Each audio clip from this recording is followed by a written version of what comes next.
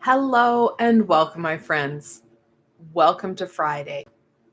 Let me be one of the first people to congratulate you in overcoming and successfully maneuvering Mercury retrograde. Yay!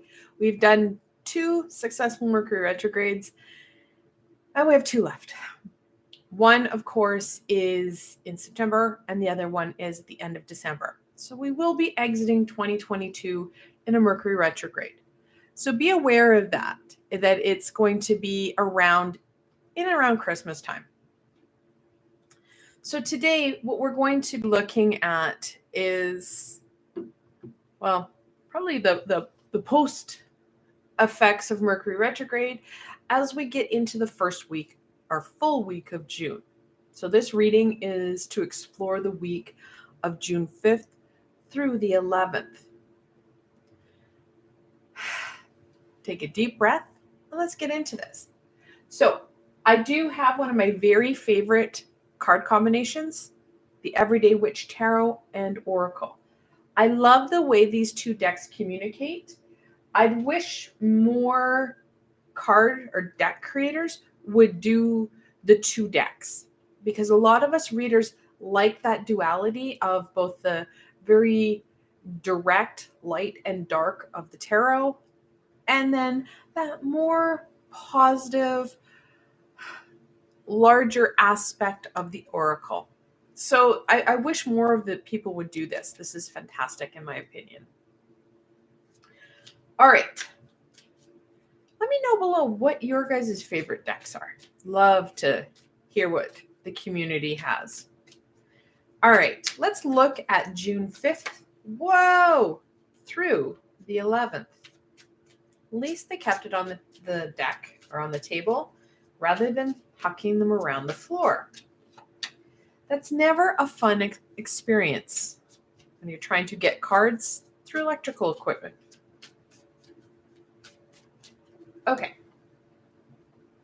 So the 2 cards that came out together and very purposefully, one was the 4 of Pentacles, talking about that stability, that groundedness, but also the fact that many of us have kind of isolated ourselves. Mercury retrograde was a bit of a bear, so many of us decided to seclude ourselves to start to minimize some of that.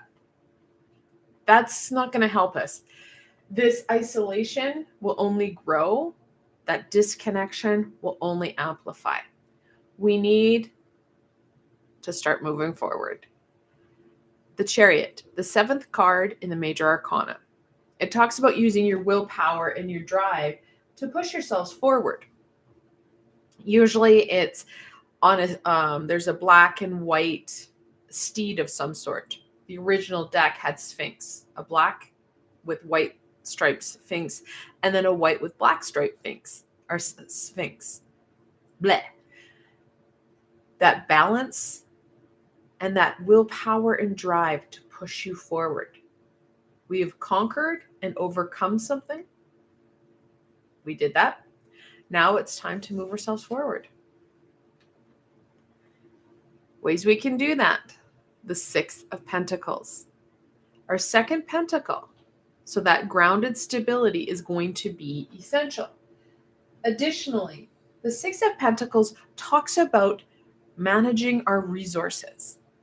Not just financial, but our energy, our time, our compassion, our essence. It's important that we manage it and balance it out. We want to start to reconnect and move ourselves forward. If we are so caught up in hurt, pain, fear, it's a big one, guys, fear, we're going to miss out on opportunities. We don't know if it'll be that way or this way, but there are going to be lots of opportunities this week. The more grounded, the more balanced we are, the more we have an added resource of energy, time, whatever that resource is, like that added pool of resource will support us.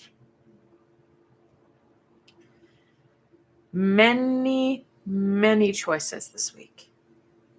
Lots of opportunity.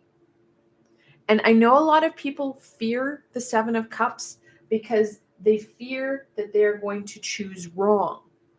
I've said this before on my channel. This is not so much a right or wrong or this way, that way.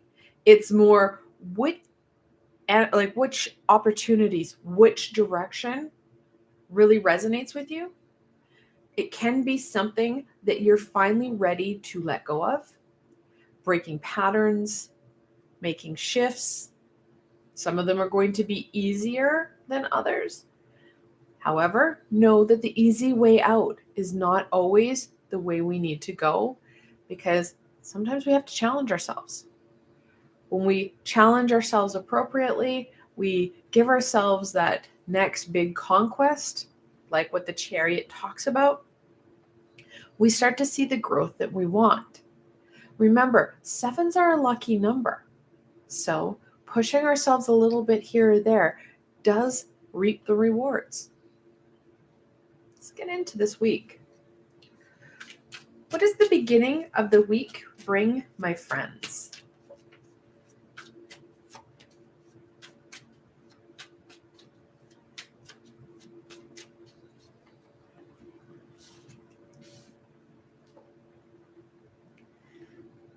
Mr. Spock himself, the King of Swords.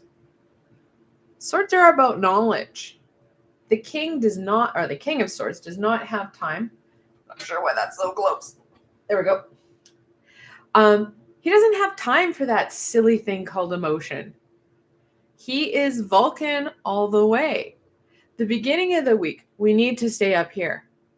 The minute we start to get into that heart center and to let the heart center drive us, because this week's about driving, it's about getting going. The minute we let that heart center come in, that's when that fear and doubt is going to really nail us hard on the 7 of Cups. The more we are in that logic, using that frontal cortex, using those processing skills, the better we're going to make our decisions, know how to use our energy, know what really, whether we want to or not, need to do to move ourselves forward in a positive way for you. Little tips we have within these cards. Not only do we know we need to keep in that frontal cortex, we know that that grounded stability is going to help us stay up here. I've encouraged people to stay in that frontal cortex throughout Mercury retrograde, because we're not letting that heart center misdirect us. We're not reacting. We're able to think things through. We need that same energy to continue this week so that we can make those decisions. This King of Swords, he's the everyday personification of the Emperor. That very grounded, very stable, in control energy. Getting ourselves in that Vulcan state will support us in getting the most out of this week, especially the beginning part of the week, because we have work to do. The 7 of Pentacles. I love the fact that they have grapes and pentacles growing together, making that yummy glass of wine and having that, prosperity come forward. Think of it as having your cake and eating it too. The more we're staying up here, the more we're able to make those choices, the more we're going to see that growth. Things are going to go into that aha state. Sure, there's a lot of illusion. Sure, there's a lot of uncertainty this week. But know that you have the knowledge, you have the resources to make these decisions not only become clearer, but reap those rewards that you want. Now, know that these are opportunities, guys. These are not guaranteed for sure. We could just keep going with what we're doing and staying in that very confined box that we put ourselves in. But know that there will be no growth. Whatever you're sitting on will not prosper. It will not be able to flourish, if you will, and neither will you. So it's like putting a plant in a box that will wither and die.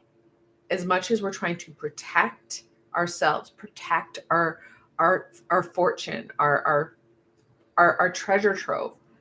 When we start to confine ourselves, the universe has a funny way of, well, bringing in the tower, and then that little cell becomes our tomb. We don't want that. This is why we need to stay in that thought process. Okay, we know that's an outcome we don't want. We want possibilities because there's stuff that we may not like in our lives and we want to start to shift out of it. How do you do that? Well, that's going to be about that exploration this week, those ahas, because possibilities and opportunities will just naturally occur. You need to stay in the present to be open to them, to be, well, present for them. Because if you're so caught up in the could-haves, the would-haves, the should-haves, and oh my gods, what if, you're going to miss out on those opportunities. So the beginning of the week, you want to set yourself up right. Starting to stay in that thought process. So making sure this week you have those tools, those abilities right at hand. What helps you stay grounded, centered, and present? Those are going to be important key tools for the rest of the week because there's work to do this week, guys. Let's get into the middle of the week. Now, Tuesday, you guys will be given opportunity for, I have a group healing coming forward. Tuesday, usually early in the morning, I post healing. This week, it's, of course, on my root chakra. That's a root chakra healing. On Wednesday of this week, I posted Healing 101 on your chakra. So giving you some understanding, that knowledge of working with your root. So of course, next week, what am I going to do? I'm going to give you another tool to work with your root. Of course, I give you ideas on tools that you can use, but I'm going to give you a tool. So that's going to help with that grounded stability, right? Because that's something that the root chakra has control over. The middle of the week, that movement is going to be pretty evident. This is where you're going to use that knowledge, that stability to start to see that work go forward. You're prepping yourself here and you're starting to move yourself out in the middle of the week. So be mindful of that. This is the everyday personification of the emperor. So routine, schedule, giving yourself that time and energy. No, in the middle of the week may not be the best time to binge Netflix. However, do know that that's when your ego is going to be like, let's binge Netflix. Look at that. It's all shiny and pretty. The middle of the week is going to give you lots of opportunities to embrace and stuff, get stuff shifted. We're not looking leaps of faith. We're looking very controlled, very, well, intentional movement. So you know that not only will your ego want you to either stay put and binge Netflix or something, it can also ask you to push faster and harder. This is the Knight of Swords. He's the headstrong one. He's the one charging into the storm. Our ego can and will try and push us into that storm, causing us more hurt, more pain, and more desire to put ourselves back in that box. So stay in that control. Make sure that you are the one that is the emperor or the king of swords, rather than just letting his adolescent son, well, take control. We know from our own mindset and our own experience, what we did as adolescents and what we got away with isn't going to work so well in our adulthood.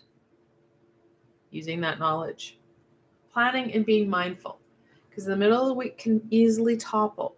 It's a double-edged sword, basically. All right, let's get in to the end of the week. Now, Thursday, I will be doing my reading for the Strawberry Moon. That's coming up on Saturday. Or sorry, no, it's coming up on a Tuesday, but you can start to connect into that energy as of Saturday. So for balancing of my week, I'm going to be doing the reading on Thursday. And then, of course, you have your natural and ongoing further week exploration. I love it. This week is really about movement, guys. The Fool, the 0 card in the Major Arcana.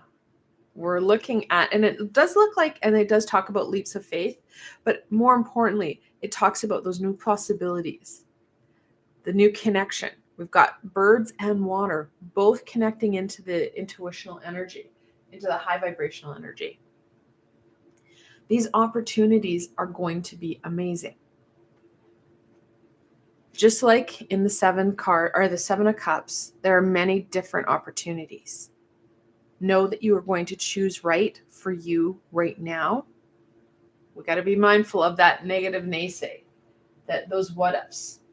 If you're really struggling with that, my suggestion, I did a meditation with Archangel Raguel last year, and it's balancing thoughts and beliefs of self. Super helpful when you're trying to engage with the Fool and try to make some decisions throughout your week. Now, if you're new to my channel, welcome. I do like to give you guys guidance, but more importantly, I like to give you guys the knowledge and the tools to support you in moving forward. So I've got a lot of playlists on teachings, meditations, and healings. Go check them out. There's lots of fun stuff there. So end of the week, we're going to see that movement start to, get going. We need to make sure that we are in the driver's seat and in control rather than, letting our ego start to really misdirect us. The 8 of Pentacles talks about that attention to detail, which we need, especially when we're dealing with that intuitive energy and that knowledge that the universe is going to naturally give us. Anytime we have opportunity, anytime we have possibilities, the universe has already sent out supports, whether it be in the form of your guides, your guardian angel, archangels, fairies, unicorns, whatever that high vibrational entity that you work with is, they're going to give you that insight. You just need to be present. You need to be in that work mode. We have the 7 and the 8. Like I said, these are possibilities. It's up to you to get that work done, to stay focused and have that attention to those smaller details, because it's in the numbers, the repetition, the symbols that keep occurring and catch your attention that you're going to get that aha from, that confirmation and that support. So know that at the end of the week, there is going to be a lot of shifting out of the funk and getting out of that isolation and into opportunities that are going to allow you for that growth. They're going to allow you to have that fun, that play, because the Fool has a very playful nature. Okay, let's go on to what further supports and guidance that we can share with my friends so that they can engage with the Fool and the Chariot and minimize some of the frustration and isolation that their ego is trying to put in them.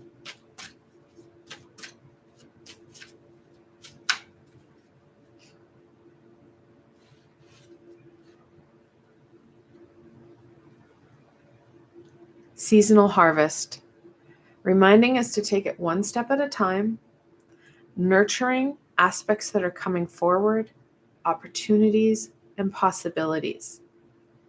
Our life is what we make of it. And if we're going to focus in on the what-ofs, the could-ofs, the should-ofs, or we're focusing in on that isolation and that protection. And when I say protection, I talk about more of a protection of kind of turtling ourselves and closing ourselves. I know that it can be confusing because we do need that energetical protection, or the protection that Archangel Michael will give us. That's a positive. Again, that double-edged sword. We want the protection, not that seclusion. So focusing in on stuff that makes sense, that brings us that joy, that's going to help you not only cultivate that positive, but it really helps with that balance in the 6 of Pentacles. just in case we weren't really very clear, it's time to shift things. We don't want to use the word change because that can aggravate our ego because it feels like a leap. But if you start to shift where your intentions are going, shift where you send your energy, what you're focusing in on, shift and give yourself time in the day. Because like I said, we've got that kind of mini emperor energy here where we need that routine and schedule. We don't want to topple everything. We want to add in and really see and nurture ourselves. So instead of saying, okay, I want to binge Netflix, come home and just binge. Well, what you can do is say, okay, I'm going to give myself a half an hour to do a meditation, a half an hour to do creative element, or whatever that meaningful half an hour is. Then give yourself maybe an hour to enjoy Netflix, and then making sure that you still make it to bed so that you're really allowing yourself that time to grow, that time to rejuvenate. Balance is really going to be important. Like I said originally, the Chariot has a lot of balancing elements. We don't want to run ourselves into the ground because, again, it's another tool your ego will use. It's super easy for our ego to push all our buttons because it knows us. It's part of us. And I apologize for a lot of the external sound. I don't know what's coming up on mic. I have all my windows open because of Mercury retrograde. It left a kind of funky residue. It feels heavy. So there's a nice breeze coming through my house. So the windows are all open so the obnoxious vehicles can be heard. Prosperity and abundance. I said back on the 7 of Pentacles, eating your cake? Yeah. Enjoy the positive pieces, guys. Sure, there's a lot of work. It's part of our life, right? However, we need that fulfillment, that joy. These 2 cards talk about balance. That balance is essential. Like I said, do a little bit of work, do a little bit of binging. Making sure that you're taking care of you, celebrating and rejuvenating you. It's been a hard month.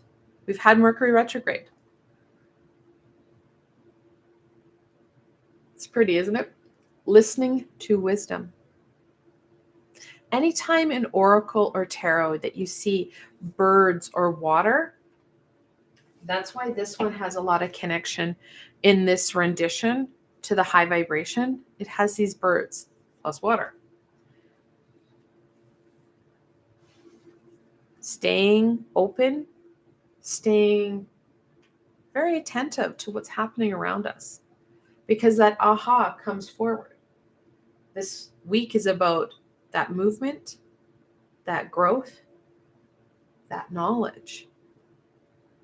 We don't have a space for that heartache to slow us down, because that fear, that heartache, that's going to keep us really stuck. And that's when the tower is going to come in and, well, like I said, it then becomes a tomb rather than a protection. Taking care of you and nurturing different aspects that bring you that joy. Minimizing the negativity and amplifying that positivity. I want to thank you guys for joining me today. I hope that this little overview of the week helps you to really enjoy next week and all that it's offering you. If you did like this video, please remember to give it a thumbs up. It helps people find me on the sea of YouTube, and then it helps those around you feel less stuck. More importantly, though, if you did like this video, please remember to subscribe and hit the little red bell, as I do have a lot more guidance, teachings, healings, meditations, you name it, coming forward. The best way to stay connected, of course, is by hitting the bell and subscribing. I want to thank you guys for joining me today. Until tomorrow, my friends.